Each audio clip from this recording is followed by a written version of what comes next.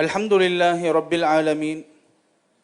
Wassalatu wassalamu ala Rasulillahi wa ala alihi wa sahbihi ajma'in. Amma ba'd. Faqad qala Allahu ta'ala fil Qur'anil Kareem wal Furqanil Majid. A'udhu billahi minash shaitanir rajim. Bismillahir Rahmanir Rahim. يا أيها الذين آمنوا إن جاءكم فاسق بنبأ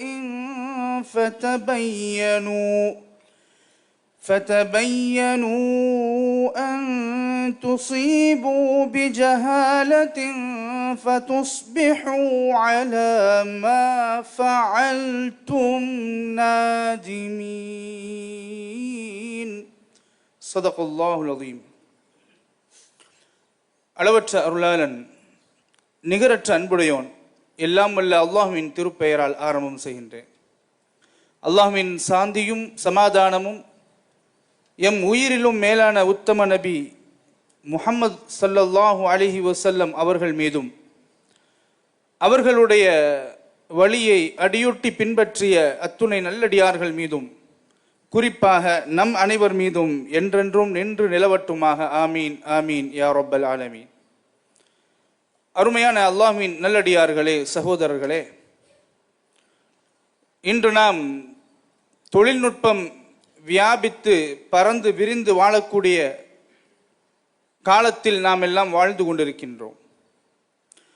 நம்முடைய கைகளில் இருக்கக்கூடிய mobile போன்கள் ஒன்றே போதுமானது.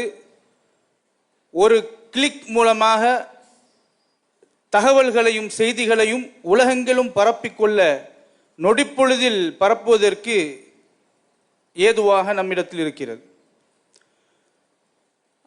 அதுபோல இணையதளமும் சமூக ஊடகங்களும் சமூக வலைதளங்களும் சோசியல் மீடியாக்களும் தகவல்களை மிகவும் வேகமாக நாம் நினைப்பதை மிக வேகமாக துரிதமாக உலகெங்கிலும் பரப்ப வைப்பதற்கு உதவி புரிகின்றது. வைரல் கலாச்சாரம் அப்படின்னு ஒன்று இருக்கு.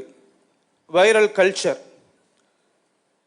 ஒரு விஷயம் நடக்கின்ற பொழுது அதை நாம் வீடியோவாகவோ அல்லது அந்த ஷார்ட்ஸாகவோ அல்லது நாம் ஒரு போஸ்டாகவோ நாம் வலைதளங்களிலே சோசியல் மீடியாக்களிலே போடுகின்ற பொழுது அது மிக வேகமாக வைரலாகிறது, பரவுகிறது. வைரல் என்று சொன்னால் பொதுவாக viral infection, viral disease, viral காய்ச்சல், வைரல் ஹெப்படைட்டிஸ், இந்த மாதிரி நோய்களுக்கு சொல்லுவார்கள். மிக வேகமாக அது பரவும் என்று. இன்று ஒரு செய்தி நம்மிடத்திலிருந்து மிக வேகமாக வைரலாக பரவுகிறது. அப்படி ஒரு காலத்தில் நாம் வாழுகின்ற பொழுது நல்ல விஷயங்களை காட்டிலும் தீய விஷயங்களே மிக மிக வேகமாக இன்றைய காலத்தில் பரவிக்கொண்டு வருகிறதை நாம் பார்க்கின்றோம்.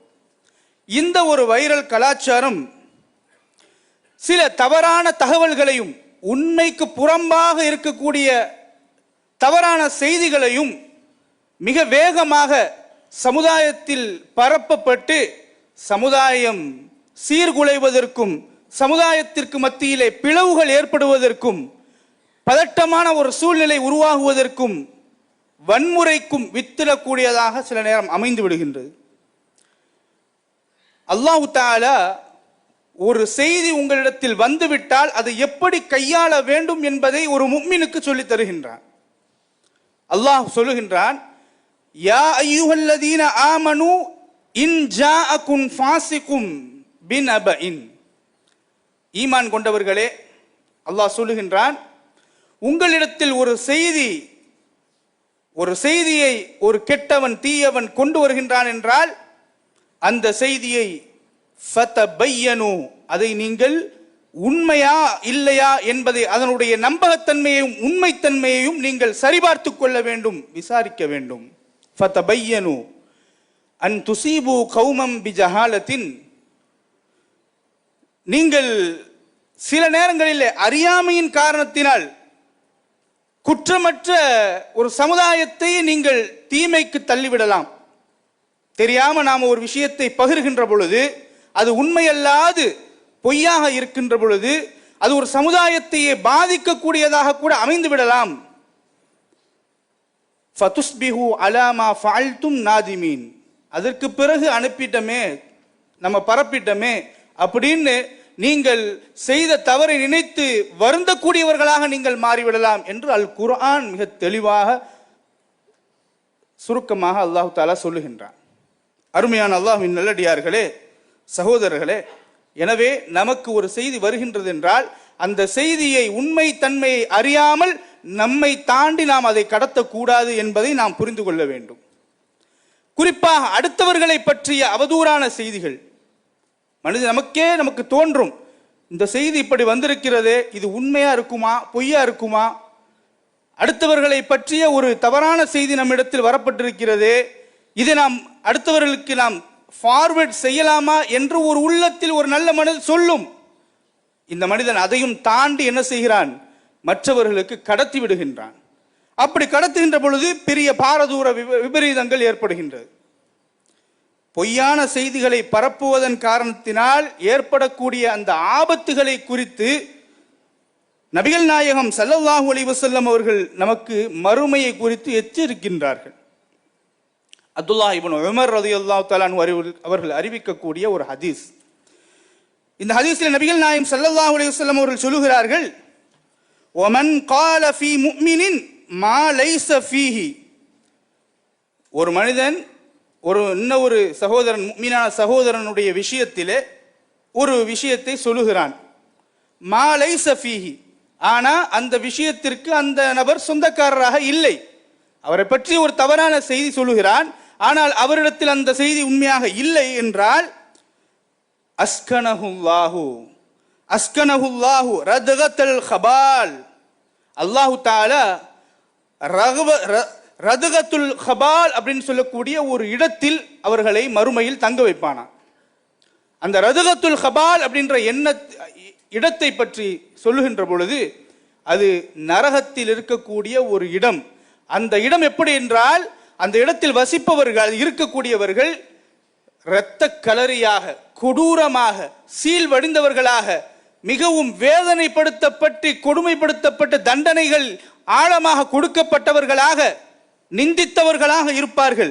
அந்த இடத்திற்கு சொந்தக்காரர்களாக இந்த தவறான செய்திகளை உண்மையறியாமல் பரப்புகின்ற அந்த நபருக்கு கிடைத்தலாம் என்று அல்லாஹ்வின் தூதர் ஸல்லல்லாஹு அலைஹி வஸல்லம் அவர்கள் இந்த ஹதீஸில் நமக்கு சொல்லி காட்டுகின்றார். இது அபூதாவுதிலே பதிவு செய்யப்பட்டிருக்கிறது. இது மறுமையில் அல்லாஹ்விடத்தில் கிடைக்கக்கூடிய தண்டனை. இந்த மலேசிய நாடு பொறுத்தவரையிலே இந்த நாடு இந்த விஷயத்தில் மிகவும் மிகவும் உன்னிப்பாக கவனித்துக் கொண்டிருக்கக்கூடிய ஒரு நாடு, மிகவும் கவனம் எடுக்கக்கூடிய ஒரு நாடு. இந்த நாட்டிலே 3R என்று சொல்வார்கள், religion, race and Royal institution, அதாவது மதம், இனம் மற்றும் ராஜாங்க அரசாங்கத்தை பற்றி, இவைகளை பற்றி தவறான உணர்வுபூர்வமான சென்சிட்டிவான விஷயங்களை, உண்மைக்கு புறம்பானவற்றை பரப்புபவர்களுக்கு மிகவும் கடும் தண்டனைகளை இந்த நாட்டினுடைய அரசு, இந்த நாட்டினுடைய சட்டம் சட்ட ரீதியாக கொடுக்கின்றது. SKMM என்று சொல்லக்கூடிய Malaysian communications and multimedia commission, Malaysia தகவல் தொடர்பு மற்றும் பல்லூடக இணையம், இவர்கள் இதை கண்காணித்துக் கொண்டிருக்கிறார்கள். அவர்களிடத்தில் வரக்கூடிய புகார்களை குறித்து அவர்கள் சொல்கின்ற பொழுது, கடந்த 2021 ஆண்டு 3214 புகார்கள் வந்திருக்கின்றன. 2022 ஆண்டு 2804 புகார்கள் சமயத்தை குறித்தோ, இனத்தை குறித்தோ, அரசை குறித்தோ தவறான உண்மைக்கு புறம்பான விஷயங்கள் பரப்பப்பட்டதாக குற்றம் சுமத்தப்பட்டு அந்த புகார்கள் வந்திருக்கின்றன.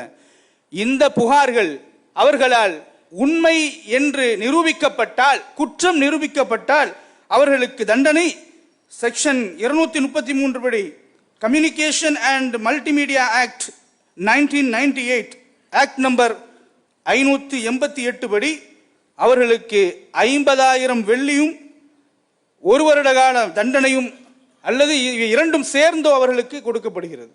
ஆக நாம் சாதாரணமாக ஒரு கிளிக் மூலமாக செய்யக்கூடிய விஷயம், பரப்பக்கூடிய விஷயத்தினால் பாரதூரமான ஒரு சில விஷயங்களை, நாம் சென்சிட்டிவான விஷயங்களை பரப்பிவிட்டோம் என்றால் நாம் இந்த தண்டனைக்கு ஆளாகின்றோம். இந்த பெனால்டி தண்டனைகளை எல்லாம் ஒதுக்கி வைத்துவிட்டு நாம் மார்க்க ரீதியாக நாம் பார்க்கின்ற பொழுது இது ஒரு அவதூறு. இரண்டாவது, இது மனிதனுடைய கண்ணியத்தை சீர்குலைக்கக்கூடிய ஒரு செயல். மூன்றாவது, சமுதாயத்திலே ஒரு நம்பிக்கையை இல்லாமலாக்கி, ஒரு நம்பகத்தன்மை இல்லாமலாக்கக்கூடிய ஒரு பாரதூரியமான செயல் என்பதை நாம் புரிந்து கொள்ள வேண்டும். எனவே உண்மைத்தன்மை அறியாமல் நாம் நிச்சயமாக எந்த வைரலான விஷயங்களையும் பரப்பக்கூடாது என்பதை நாம் இதன் மூலமாக சொல்லிக் கொள்கின்றோம். சோசியல் மீடியாவிலே எதையெல்லாம் நாம் பதிகின்றோமோ அது கூட மலக்குகளால் பதியப்பட்டு கொண்டு வருகிறது, அவர்களுடைய ஏடுகளிலே பதியப்பட்டு கொண்டு வருகிறது. நாளை மறுமையிலே அல்லாஹ்விடத்தில் சமர்ப்பிக்கப்படுகின்றது. அருமையானவர்களே, தீங்கு விளைவிக்கக்கூடிய செய்திகளை நாம் பரப்புவதற்கு பதிலாக நல்ல பாசிட்டிவான விஷயங்களை பரப்பலாம், கல்வி சம்பந்தப்பட்ட விஷயங்களை பரப்பலாம், நல்ல காரியங்களை ஊக்குவிக்கக்கூடிய விஷயங்களை பரப்பலாம். சமூகம் இதன் மூலம் வலுப்பெறும், ஒற்றுமை அடையும். ஒற்றுமையையும் அமைதியையும் சமுதாயத்தில் நீங்கள் ஏற்படுத்த வேண்டும் என்பதுதான் இஸ்லாத்தினுடைய அடிப்படை சிந்தனையே. இஸ்லாத்தில் அதற்காகத்தான் பாடுபட வேண்டும் என்று நபிகள் நாயகம் ஸல்லல்லாஹு அலைஹி வஸல்லம் அவர்கள் நமக்கு அறிவுறுத்தி இருக்கிறார்கள்.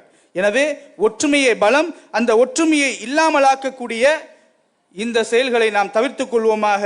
இதன் மூலமாக எதிரிகள் நம்மை மிகைக்காத வண்ணம் நாம் ஒற்றுமையோடு செயல்படுவோமாக.